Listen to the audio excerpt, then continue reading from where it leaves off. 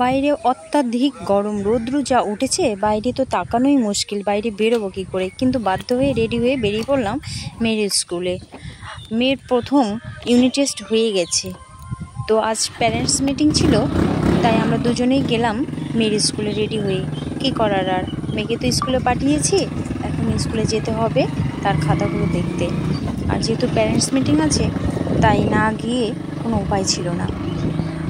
আমরা দুজনেই বাইকে বেরোলাম যে একটু হাওয়া খেতে খেতেই চলে যাব রৌদ্রতে। এই যে এটা আমাদের হচ্ছে গ্রাম, খুবই সুন্দর একটি গ্রাম। এখানে আমাদের বাড়ির পাশেই রয়েছে আদিবাসী পাড়া। এখানে সুন্দর ওদের বাড়ি ঘরগুলো মাটির ঘর, ছোট ছোট মাটির ঘর, অনেক কালারফুল, খুব সুন্দর লাগে দেখতে, অসাধারণ। কিন্তু আমাদের বিন্নাবাড়ির রাস্তাটা মাঝখানে কিছুটা খারাপ রয়েছে, যার জন্য আমাদের যাতায়াতে খুবই অসুবিধা হয়। এই যে এই ঘরগুলো দেখছেন, এগুলো সব হচ্ছে আদিবাসীদের ঘর। এগুলো সব সুন্দর মাটির ঘর, কিন্তু খুবই কালারফুল।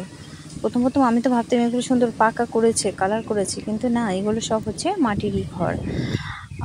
আমরা যেতে যেতে যে দেখুন এদিকে গ্রামের পাট ক্ষেত, অনেক ক্ষেত, আলু ক্ষেত, লঙ্কা চাষ, অনেক কিছু চাষাবাদ হয়। সামনে হচ্ছে দেখা যাচ্ছে কেজি স্কুল একটি, বাংলা মিডিয়ামের। যেহেতু প্রচণ্ড গরম তাই ক্লাসগুলো সব গাছের নিচেই হচ্ছে। আমরা ছোটোবেলায় ঠিক এরকম স্কুলে আমাদের যখন গরম ছিল, রোদ্র পড়তো, গাছের নিচেই হতো ক্লাসগুলো। একটু হাই রোডের মধ্যে একটু ছিলাম গাড়িতেই, যেহেতু রোডে উঠে গেলাম। তো কার কার স্কুল এরকম হতো গাছের নিচে তোমরা একটু জানিও কমেন্ট বক্সে। মেয়ের স্কুলে পৌঁছে গেলাম। স্কুলের নাম হচ্ছে moonlight academy English academy. Moonlight English academy স্কুলে, যে স্কুলটি খুবই সুন্দর, সিবিএসসি বোর্ড। মেয়ে স্কুলে পড়ে, এলকেজিতে পড়ে।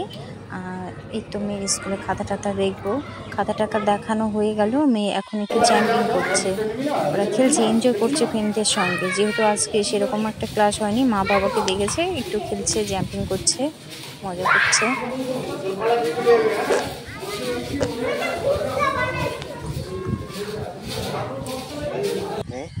প্রচণ্ড গরম, বেরিয়ে এসো, কেউ আসছে না, খেলবে একটু। সবাই আনন্দ করছে।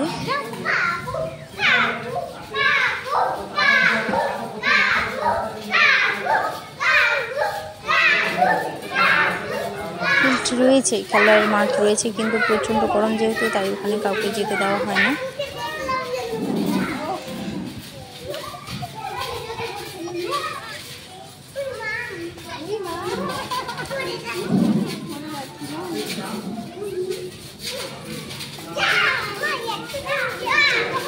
আমাকে অনেকক্ষণ বলার পর সে বেরিয়ে আসলো। আমরা আস্তে আস্তে এখানে রাস্তায় পেয়ে গেলাম একটা আইসক্রিমের দোকান। মেয়ে বলছে আইসক্রিম খাবে, তাই একটা আইসক্রিম নিল, আর আমরাও নিয়েছিলাম চকোবার 2টো আইসক্রিম। ওকে বন্ধু, টাটা, বাই বাই, দেখা হচ্ছে পরের ভিডিওতে।